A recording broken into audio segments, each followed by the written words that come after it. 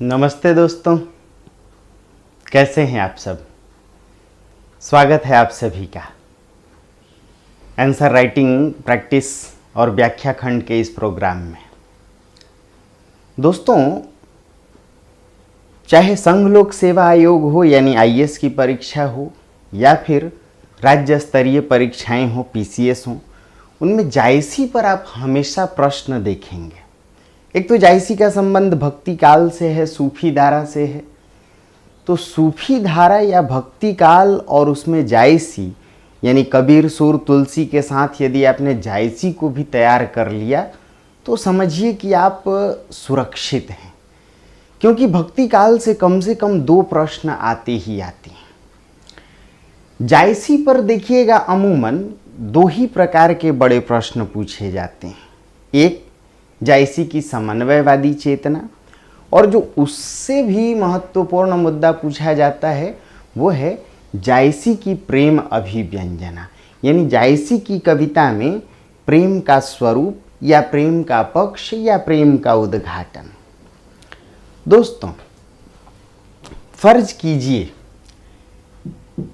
कि जायसी की कविता में हम लोग प्रेम तत्व को, प्रेम अभिव्यंजना को ही अगर तैयार करना चाहें तो किस प्रकार इसे तैयार किया जाए।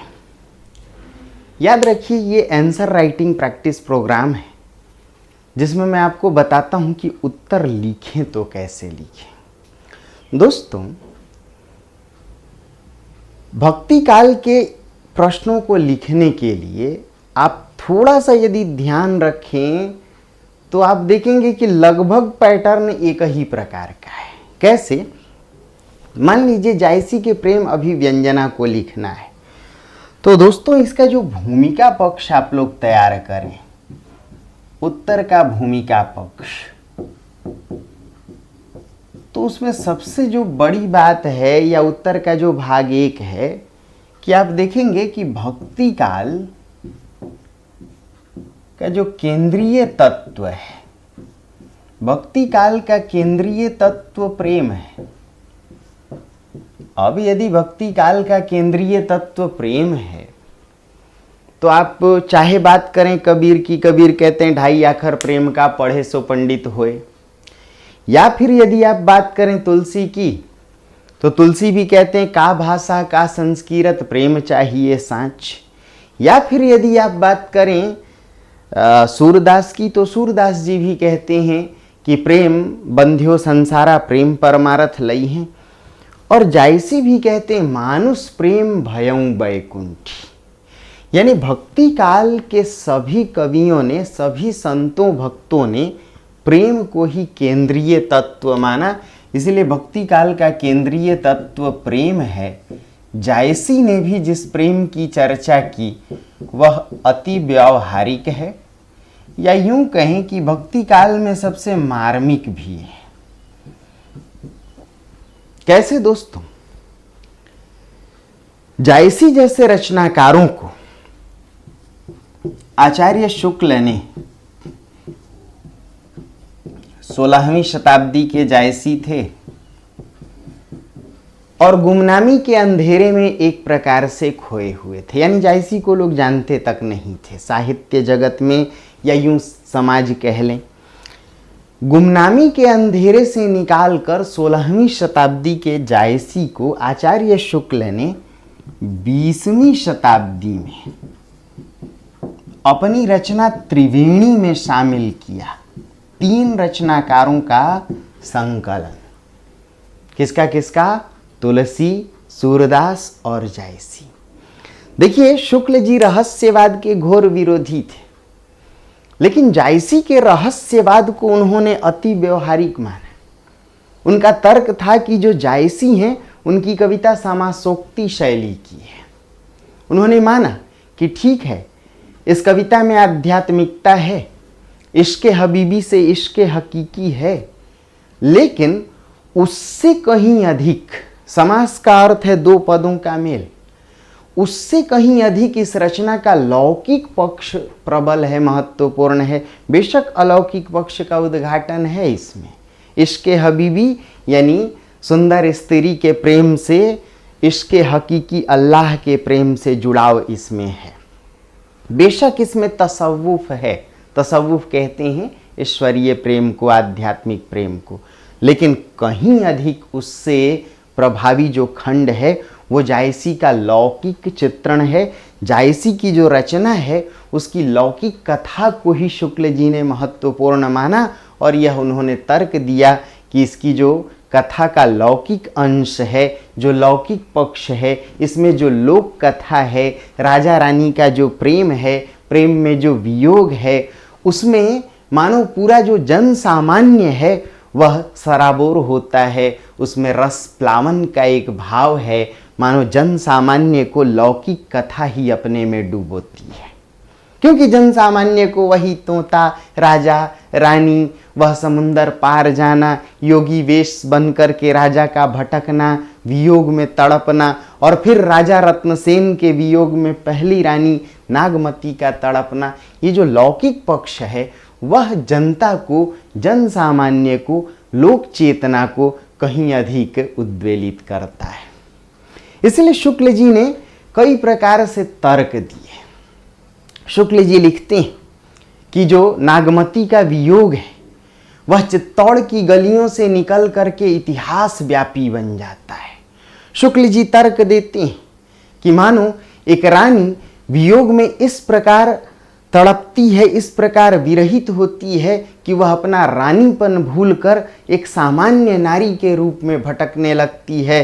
चित्तौड़ की गलियों से होते हुए वह जंगल जंगल, वीथी वीथी भटकने लगती है, अपने दुख को, अपनी विरह वेदना को पशु पक्षियों तक प्रेषित करती है। इसलिए कई पदों का सहारा भी लेते हैं। स्वयं जायसी ने जो पद रचे थे, तू फिर डाही हम सब पाखी, मानो जो नागमती है वह जंगल जंगल भटकती हुई आधी रात में सोए हुए पक्षियों की नींद को भी हराम कर देती है, उन्हें सोने नहीं देती, उन्हें उद्वेलित कर देती है। पशु पक्षी भी उसकी विरह यातना में मानो संवेदनशील हो उठते हैं। तो दोस्तों, जब जायसी की प्रेम अभिव्यंजना लिखें तो एक तो शुक्ल जी का सहारा लें, ऊपर से जो भूमिका पक्ष को उद्घाटित करें, दर्शाएं कि किस प्रकार भक्ति काल का केंद्रीय तत्व ही प्रेम है, और इसी के आधार पर यदि जायसी की कविता में भी देखें तो प्रेम तत्व ही प्रबल है। फिर शुक्ल जी की ही बात को उद्घाटित करें और यह दर्शाएं कि आचार्य शुक्ल ने माना कि कबीर की अटपटी वाणी से हिंदू और मुसलमानों के दिलों के मैल साफ नहीं हुए थे, किंतु जायसी जैसे सूफियों के आने से जनता की प्रवृत्ति भेद से अभेद की ओर हो चली थी। हिंदू मुसलमानों की लैला मजनू की कथा जानने लग गए थे और मुसलमान हिंदुओं की राम कहानी जानने लग गए थे। यानी आचार्य शुक्ल ने कहीं न कहीं माना कि जो जायसी का रहस्यवाद है वह समन्वयवाद के निकट है, वह अद्वैत के निकट है, और उस अद्वैत का अर्थ है दिलों के मैल को खत्म करना, हिंदू मुसलमानों को एक करना। इसलिए जायसी की कविता का जो प्रेम पक्ष है वह लोक संस्कृति, लोक चेतना, लोक बोली पर आधारित है। स्वयं जायसी ने लिखा कि कोई भी भाषा या कोई भी बोली हो वही श्रेष्ठ है जिसमें प्रेम की चर्चा हो। जैसे लिखते हैं, तुर्की, अरबी, हिंदवी भाषा जेतिक आही, सबे महमार्ग प्रेम का सबे सराहे जाही। जो भी भाषा, जो भी बोली प्रेम पंथ की चर्चा करे वही श्रेष्ठ है, वही मीठी है। हालांकि जायसी ने अवधि जैसी लोक बोली को ठेठ शब्दों से, देशज शब्दों से अनुप्राणित करके, यानी एक ऐसी अवधि का कलेवर उन्होंने तैयार किया जो तुलसीदास की तरह नहीं है। हालांकि तुलसी की अवधि भी समन्वयकारी थी, लेकिन तुलसीदास जी ने तत्समनिष्ठ अवधि का प्रयोग किया और जायसी ने देशज निष्ठ, ठेठ निष्ठ अवधि का, यानी ठेठ अवधि का जो अर्घान किया, जो अर्घ्य दिया जनता के सामने, मानो वह जन जन की बोली बन गई। इसलिए लिखते हैं, तुर्की, अरबी, हिंदवी भाषा जेतिक आई। भाषा का बंधन प्रेम को नहीं रोक सकता, और इसलिए जायसी के विषय में यह कहा गया कि स्वयं जायसी ने माना कि बाकी कवियों ने प्रेम की जो कथा थी वह तो अपनी आंखों से बहने वाले आंसुओं से लिखी थी, किंतु जायसी की जो प्रेम पीड़ा है वह आंखों से बहने वाली लहू धारा से लिखी गई। दोस्तों, यह माना गया कि जायसी की प्रेम अभिव्यंजना अलौकिक होकर भी लौकिक रस से डूबी हुई है, उसमें सराबोर है, लौकिक रस से सिंचित है। पढ़ने वाले या यूं कहा जाए कि जो सूफी दर्शन को समझने वाले थे, बेशक वह आलमे नासूत और आलमे लाहूत की कथा समझ रहे थे, बेशक उन्होंने इसमें शरीयत से लेकर मारिफत तक की बातों को समझा, लेकिन जो जन सामान्य है उसे यह बात समझ में आई कि उस काल यानी उस मध्यकाल, उस सामंती काल की जो नारी की यातना थी, ये पुरुष स्वेच्छाचारी था। वह जब जी चाहे किसी और से प्रेम कर सकता था, उसकी फिराक में निकल सकता था, लेकिन पत्नी घर में बैठी वियोग यातना झेलने को विवश थी। इसीलिए विजयदेव नारायण शाही ने भी माना कि इसमें जो वियोग पक्ष है, यानी प्रेम के ही दो पक्ष माने गए, संयोग और वियोग। भाई श्रृंगार का ही भाव है प्रेम और प्रेम के ही संयोग वियोग। तो जायसी की कविता में जो प्रेम पक्ष है वह कहीं ना कहीं इतिहास की पीड़ा को, इतिहास की त्रासदी को दर्शाता है। इसलिए इसमें नागमती का जो वियोग है वह सिर्फ एक स्त्री का वियोग बन करके नहीं रह जाता, वह तो मानो इतिहास व्यापी बन जाता है, वह काल व्यापी बन जाता है। दोस्तों, इतनी बातों को लिखने के बाद अब जब दूसरे भाग पर आए तो एक बहुत बड़ी बात को लिखिए कि जायसी का जो प्रेम पक्ष है या जो उनकी प्रेम अभिव्यंजना है, वास्तव में उसमें नागमती का वियोग वर्णन सबसे प्रबल है। और नागमती के वियोग को भी उन्होंने 3 स्तरों पर उद्घाटित करने की कोशिश की है। नागमती का वियोग वर्णन का जो पहला स्तर है वह सखियों से संवाद के रूप में उद्घाटित होता है।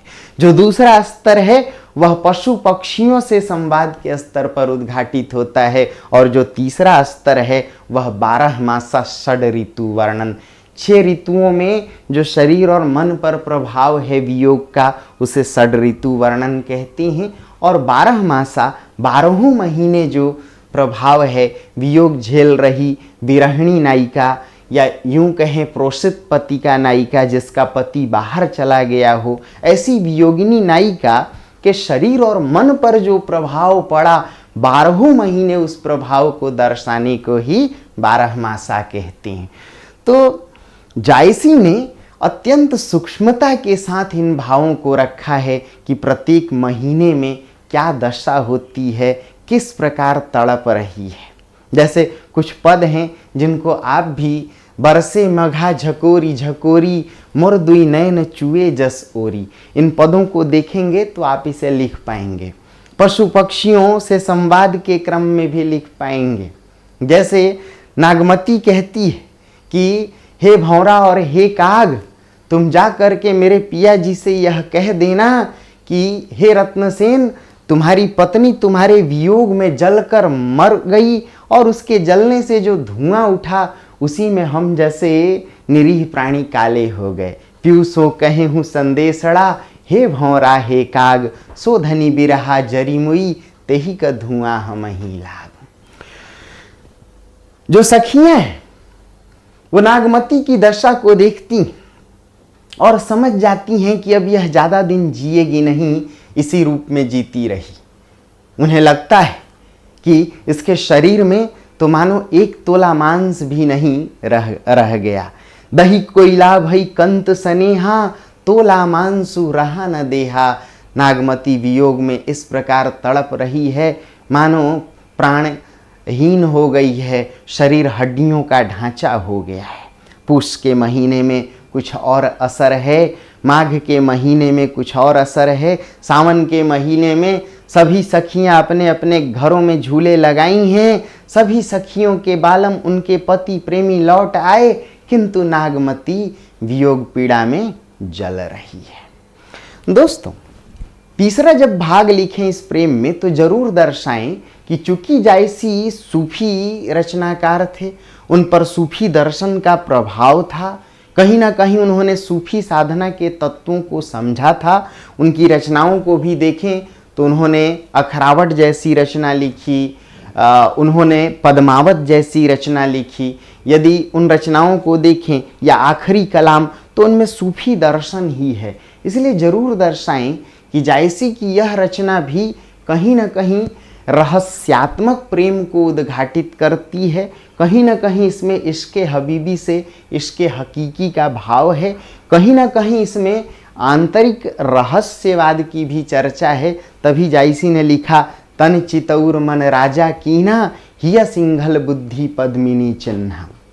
जिस प्रकार रहस्यवादी रचनाकारों ने यह माना कि हठयोग साधना की प्रक्रिया 7 चरणों को यानी 6 चक्रों को पार करके 7वें चक्र में ब्रह्म चक्र से मिलने की प्रक्रिया है, तो जायसी जैसे सूफियों ने भी इस बात को स्वीकार किया।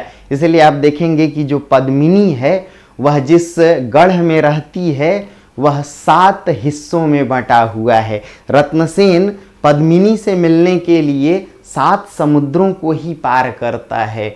और एक पद के माध्यम से भी आप इसे देख सकते हैं कि 7 द्वीप 9 खंड 8 दिशा जे आहीं, जो ब्रह्मांड सो पिंड है हेरत अंत न पाहीं।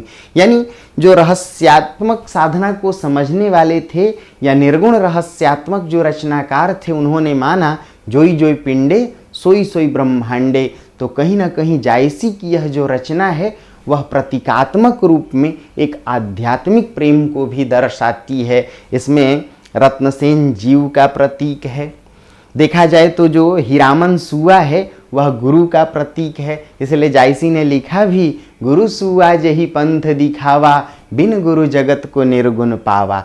पद्मिनी अल्लाह का प्रतीक है। चूंकि सूफी साधना में नारी को ब्रह्म रूप में देखा गया, इसलिए पद्मिनी ब्रह्म का परिचायक है, नागमती दुनियादारी का परिचायक है, अलाउद्दीन माया का परिचायक है, राघव चेतन शैतान का। अब आप इसे देखेंगे तो कहीं ना कहीं इस कविता का जो एक अप्रत्यक्ष अर्थ है, एक जो अप्रस्तुत अर्थ है, वह आध्यात्मिक तो है ही। इसलिए जायसी ने स्वयं लिखा कि नागमती यह दुनिया धंधा, या फिर लिखा कि राघव दूत सोई शैतानू, माया अल्लाह दिन सुल्तान।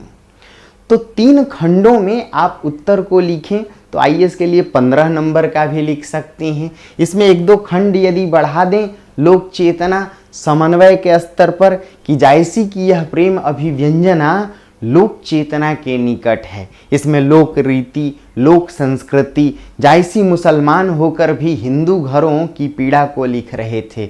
एक मुसलमान कुरूप रचनाकार, एक आंख के काणे रचनाकार होकर भी प्रेम के सौंदर्य को पकड़ने वाले रचनाकार थे। हिंदू देवी देवताओं की चर्चा करने वाले रचनाकार थे। हिंदू संस्कृति को उद्घाटित करने वाले रचनाकार थे। मानो उन्हें भूगोल और वनस्पति विज्ञान की सूक्ष्म जानकारी थी। इनकी यह जो रचना है पद्मावत, इसमें सभी भाव उद्घाटित हैं। इसको थोड़ा बढ़ाना चाहें तो शुक्ल जी के ही बातों को उद्घाटित करें कि शुक्ल जी ने हालांकि यह माना कि जायसी की रचना में जो प्रेम की चर्चा है या जायसी की जो काव्य शैली वह भारतीय न होकर के कहीं ना कहीं मसनवी शैली पर आधारित है। शुक्ल जी ने मसनवी के भी कई तर्क दिए थे कि भाई इसमें जो प्रेम है वह विवाह पूर्व उद्घाटित है। फिर उन्होंने माना कि मसनवी के और भी कुछ तत्व हैं कि रचना एक ही छंद में है, रचना के आरंभ में ईश्वर की वंदना है, रचना में सर्गों के विभाजन का भाव है। आप चाहें तो शुक्ल जी के तर्कों का खंडन भी कर सकते हैं। तो जब जायसी की प्रेम अभिव्यंजना की बात आए तो भक्ति काल से शुरू होइए, पद्मावत के एक एक तत्व को उठाइए, आध्यात्मिक चर्चा करते हुए लौकिक प्रेम के स्वरूप को उद्घाटित करें। उस समय के मध्यकालीन सामंती समाज की पीड़ा को भी उद्घाटित करें कि किस प्रकार पुरुष कहीं ना कहीं स्वेच्छाचारी था और नारी अपना सर्वस्व उस पर लुटा करके भी वियोग और विरह पीड़ा को झेलने के लिए विवश थी। इतनी बातें समझ में आई तो इसको लिखिए। तो अब अगले मुद्दे में हम लोग देखेंगे जैसे पिछले 2 दिन पहले आपको एक प्रश्न दिया था कि निराला की कविताओं में कहीं ना कहीं तात्कालिक समस्याएं तो हैं ही, वो समस्याएं शाश्वत रूप भी ले लेती हैं। उसे हम लोग देखने की कोशिश करेंगे।